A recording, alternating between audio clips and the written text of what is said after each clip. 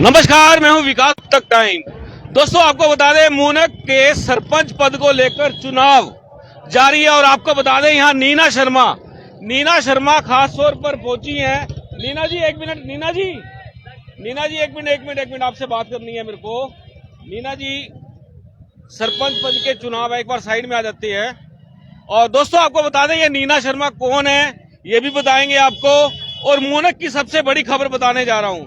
नीना शर्मा ने अभी कुछ दिन पहले एक रेप का मारपीट का मामला दर्ज कराया था और आज मतदान, आपका मत यही है क्या? हाँ जी। तो कब से आपका वोट यहाँ पे है? जब से मेरी शादी हुई है 25-26 सालों से। हाँ जी। अच्छा, हाँ जी। तो वोट यहाँ देने आई आज? जी। पुलिस साथ में है? हाँ, पुलिस की प्रोटेक्शन में आई हूँ मैं। अच्छा, ऐसी क्या बात होगी है? करीब 1.25 महीना पहले हमारी एक शिकायत पर यहाँ मामला दर्ज किया गया था, जिसका FIR नंबर 296 है। और उसके बाद कोई एक्यूज की यहाँ पर अरेस्टिंग नहीं हुई है, जबकि वो खुद चुनाव लड़ रहे हैं। और इसी डर की वजह से कि आगे कोई ऐसी वो फसाद ना हो या दंगा ना हो, इसलिए मैं पुलिस प्रोटेक्शन में आई हूँ। क्योंकि विक्टिम हूँ मैं, कंप्लेनेंट हूँ मैं, तो इसलिए मुझे प्रोटेक्शन लेनी पड़ी पुलिस की। किस तरह का मामला था? कैसा मामला दर्ज कराया? किसके खिलाफ दर्ज कराया था? क्या मैटर हुआ था?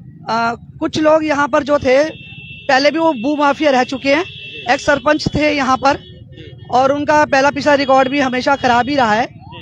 और उन्होंने हमारी कुछ जमीनों पर अपना कब्जा कर रखा था, मतलब सब लीजिए जबरदस्ती तक कब्जा कर रहे थे। मेरे पति की डेथ के बाद, उनके देहांत के बाद, उन्होंने जबरदस्ती हमारे 15-20 किलो पे कब्जा कर रखा था, जो छोड़ नहीं रहे थे। और जिसमें जबरदस्ती फसलें बोई जा रही थी, उनकी कटाई कर रहे थे, हमें घुसने नहीं दिया जा रहा था, गांव में रहने नहीं दिया जा रहा था। कभी लाइट पानी कटवाते थे, कभी कुछ करते थे। तो जब से मैं रहने आई तब से कुछ ना कुछ यहाँ से भगाने के लिए हमारे को कोई ना कोई ऐसी काम करते रहे कि जिसकी कई बार मैंने कंप्लेंट थाने में दी, लेकिन थानों में भी कोई सुनवाई नहीं हुई। और एक बार जब मैं अभी फसल कट रही थी, जब यहाँ जीरी चावल की फसल होती है, अभी तकरीबन 1 महीना पहले दशहरे वाले दिन पता चला कि हमारी जमीन पर से फसल काट रहे हैं लोग जबरदस्ती घुस करके। जब मैं रोकने गई, इनको पूछने गई, तो पता चला कि ये लोग वहां पर सारे के सारे बहुत सारे हथियार लेकर के खड़े हुए थे, जिन्होंने मेरे पूरे परिवार पर, मेरी बेटी पर, मेरे बेटे पर, सब पर हमला किया। हम 4-5 आदमी पर, निहत्ते आदमी हम लोग गए थे शाम के टाइम। तो इन लोगों ने वहां पर रेप करने की कोशिश करी, रेप करा, इस तरह की बदतमीजी करी इन्होंने वहां पर। तो बस उस वजह से शिकायत भी हुई, सारा कुछ हुआ। लेकिन पुलिस की निकम्मी कार्रवाई की वजह से या सरकार की ढील की वजह से, जैसे सरकार कहती है बेटी बचाओ बेटी पढ़ाओ, तो मैं तो दिल्ली जैसे शहर से आई हूँ, एडवोकेट हूँ, लेकिन मुझे नहीं लगता कि मैं हरियाणा में रहती हूँ या हरियाणा के लोगों की बात कर रहे हैं। ये पूरा बिहार बना दिया इन्होंने। कुछ लोगों ने, भूमाफिया लोगों ने यहाँ बिहार बना दिया है। कुछ अनवांटेड लोग जो करनाल से यहाँ के लोगों को चलाते हैं, अच्छी अच्छी पोस्टों पर बैठे हुए हैं। यहाँ के सब लोगों को पता है कि वो कौन कौन सी पोस्टों पर बैठे हैं, रिटायर्ड लोग हैं और अभी भी पोस्टिंग पर हैं, जो अभी अच्छी अच्छी पोस्टों पर है, गस्टिन ऑफिसर हैं, और वो लगातार पोस्टों पे बने हुए हैं और यहाँ के लोगों को फाइनेंस करते हैं, उन लोगों को उकसाते हैं, उन लोगों को संरक्षण देते हैं ये लोग।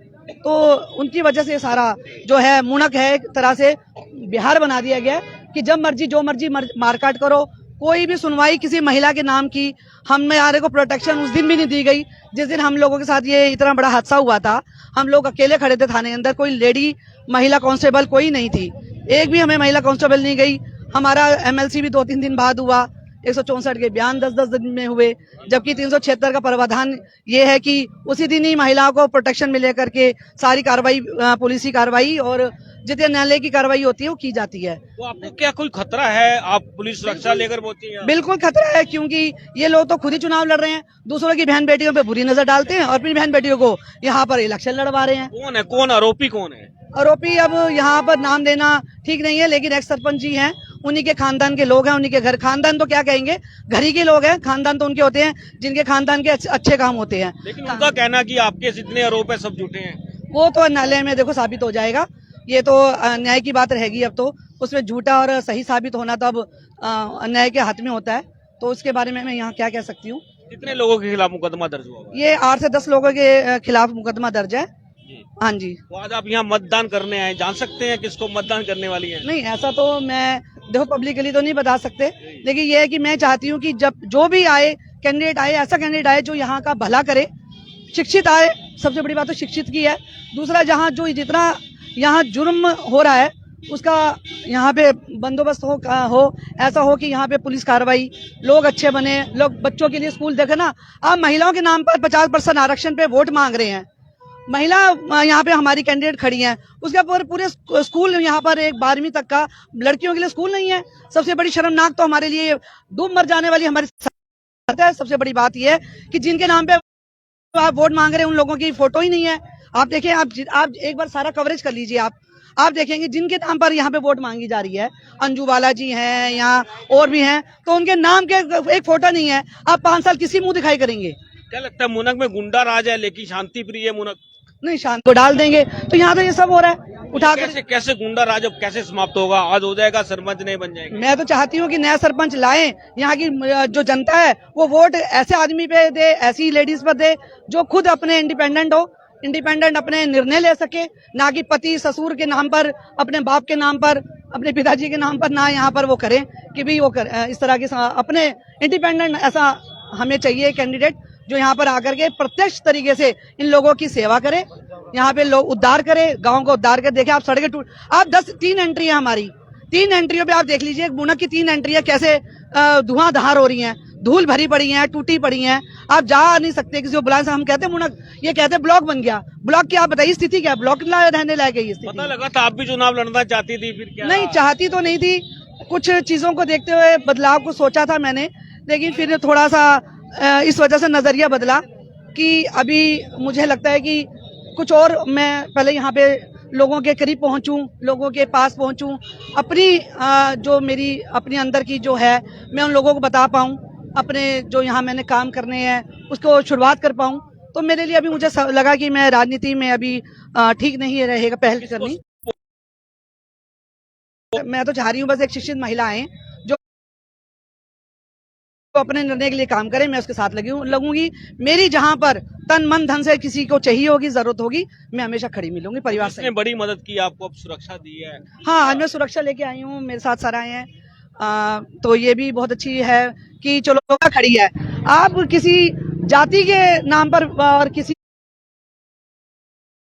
अपने के नाम पर वोट मत दें कि मेरी जाति का है, मैं उस जाति से हूँ, मैं उस जाति से हूँ। जाति नाम की कोई काम नहीं आती। मैं ब्राह्मण जाति की हूँ, मेरे पर ब्राह्मणों ने अटैक किया। कोई पूरा ब्राह्मण गांव से एक ब्राह्मण मुझे कहने नहीं आया, मेरे लिए कोई सिंपैथी नहीं थी, मेरे लिए कोई खड़ा नहीं हुआ था, मैं अकेली खड़ी हूँ। तो मुझे ब्राह्मण नाम का कोई वोट नहीं था, मैं किसी को देने नहीं आई हूँ वोट ना ब्राह्मण के नाम पर।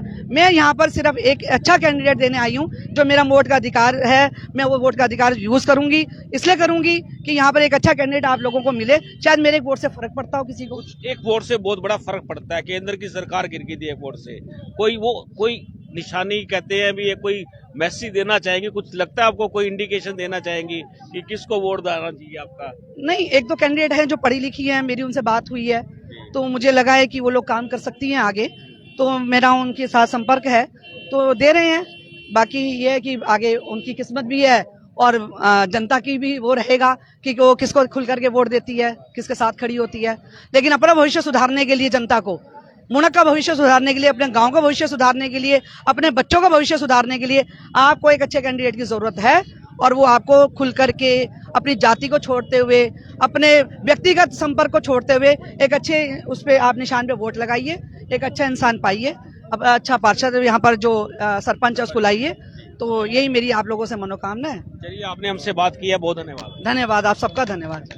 बिल्कुल दोस्तों, आप देख सकते हैं तस्वीरों में, ये है नीना शर्मा एडवोकेट। इनके आरोप लग रहे हैं जिस पर पूरे मुनक को मालूम है, और अभी तक इस पूरे मामले में कोई गिरफ्तारी नहीं है क्योंकि एएसपी असद इस मामले की जांच कर रहे हैं। आप देख सकते हैं काफी लोग, जैसे मेला लगा होता है, एक फेस्टिवल है, त्योहार है, वो त्योहार है। ये बच्चे छोटे छोटे, आप इधर देखिए, ये सब बच्चे यहाँ पहुंचे हुए हैं और बेहद ही खुश हैं।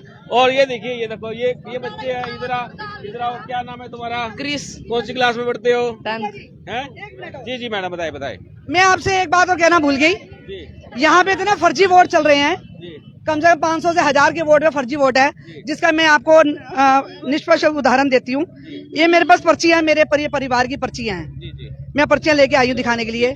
ये शशि भूषण के नाम की पर्ची, आप देख सकते हैं, आप ये देख सकते हैं मेरे हस्बैंड की डेथ 1-1.5 साल पहले हो गई, उनका आज तक अभी तक अच्छा, इनका वोट बना हुआ है, वोट बना हुआ अरे है, वाह, ये लीजिए। क्या बात है। ये सावरिया जी के अभिमन्यु नाम वस्त, का- जी जी। ये सावरे जी के नाम का वोट बना हुआ, जिनकी शादी मतलब 1.5 साल पहले डेथ हो चुकी है। अच्छा और राममूर्ति जी का दीजिए, राममूर्ति जी की 5 साल पहले डेथ हो चुकी है। अच्छा ये राममूर्ति जी का ये देखिए जी, जी ये राममूर्ति जी 5 साल पहले डेथ हो चुकी है, जो कि मेरे ससुर थे, उनकी भी डेथ हो चुकी है। वोट बना हुआ है, उनका वोट पर्ची मेरे पास आई पेंशन भी है। बनी होगी मेरे ख्याल से। हाँ जी, ये देखिए और ये देखिए और नाम मैं आपको दिखा देती हूँ। इन लोगों के 2-2 3 दिन वोट चल रहे हैं अच्छा और वो डाले जा रहे हैं। अच्छा ये देखिए, ये निर्मला देवी जी, हाँ ये कई वोट आए हैं जो है। 2 तो वोट आपको दिखा रही है जो डेथ हो चुकी है। जी। मेरे खुद के पति की डेथ हो चुकी है, उनका वोट पर्ची मेरे पास है। अच्छा आप देख सकते हैं किस तरह से फर्जी वोट डाले जा रहे हैं। दिखा दें, हम बता देते हैं थोड़ा सा। दोस्तों मैं भी बता देता हूँ, ये क्रम संख्या है 206 और मुनक ग्राम मुनक है, और वार्ड संख्या है 2 और वार्ड संख्या 21 और 8, और इनका नंबर दिया हुआ है सावरिया। मतदाता का नाम है शिव नारायण, पिताजी का नाम है, मकान नंबर 47 है, और इनका वोट जो मतदान केंद्र है राजकीय वरिष्ठ माध्यमिक विद्यालय स्कूल दक्षिण दिशा दाई और मुनक। ये मुनक का वोट है। मैडम ये पर्ची आपने सनसनीखेज खुलासा कर दिया। हाँ जी, बात ये तो हमने कही थी 500 नहीं, से मैं परसों ज्यादा परिषद लोग में ऐसे भी जो मर चुके हैं, जिनके वोट हाँ, गिर चुके हैं। मैं परिषद में भी परसों जब मैं 8 तारीख को वोट देने आई थी, तो मैंने वहाँ ऑब्जेक्शन लगवा दिया था कि ये 2 भाई ये है, जब तो मेरा पर्ची नहीं थी, आज मेरे पास पर्ची है, तो पर्ची इसलिए मैं आप सबको दिखाने आई हूँ जितने लोग खड़े हैं, कि 500 से 1000 वोट यहाँ पर नकली डाले जा रहे हैं, जिनका अभी तक चुनाव आयोग ने अभी तक लिस्ट ही अपडेट नहीं करी है। आपको बता देते हैं, जो आरओ हैं यहाँ के, हमने उनसे बात की, उन्होंने पूरी की पूरी इस तरह के जो फर्जी वोट है उनकी सूची के अंदर है। आप प्लीज अंदर जब मतदान डाले जाएंगी आप चेक करके मुझे जरूर मिलना है यहाँ पर, मैं यही मिलूंगा। क्या पता ये वोट पोल हो गए हैं या कटे हैं, आखिरकार क्या हुआ है ये सत्य आपको बताना पड़ेगा, मुनक की जनता को सच बताना पड़ेगा। ठीक है, बिल्कुल। मैं तो ऑब्जेक्शन पिछले परिषद के चुनाव 8 तारीख को जो हुआ है, मैं अंदर लगवा के गई थी कि ये 2 पर्चियों पे ऑब्जेक्शन लगवाया जाए। अच्छा हाँ। टोटल कितनी है जो ये पूरे फर्जी? ये 8 से 10 पर्चियां मेरे पास है, जिसमें 2 डेथ केस हैं, बाकी डबल जो बने हुए हैं वो लोग हैं।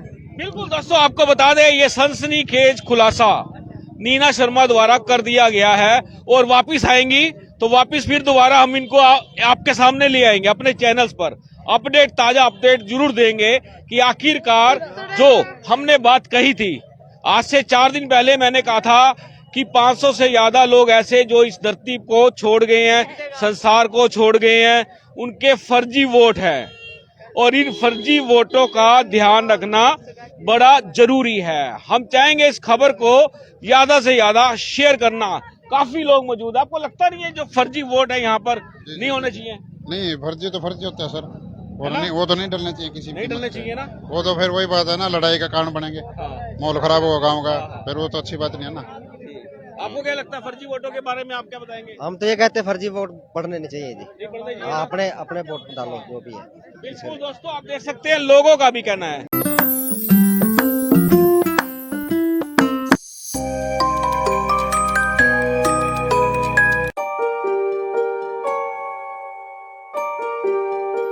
This is important for you and your loved ones. Choose a policy today from Star Health Insurance. This is important for you and your loved ones. Choose a policy today from Star Health Insurance.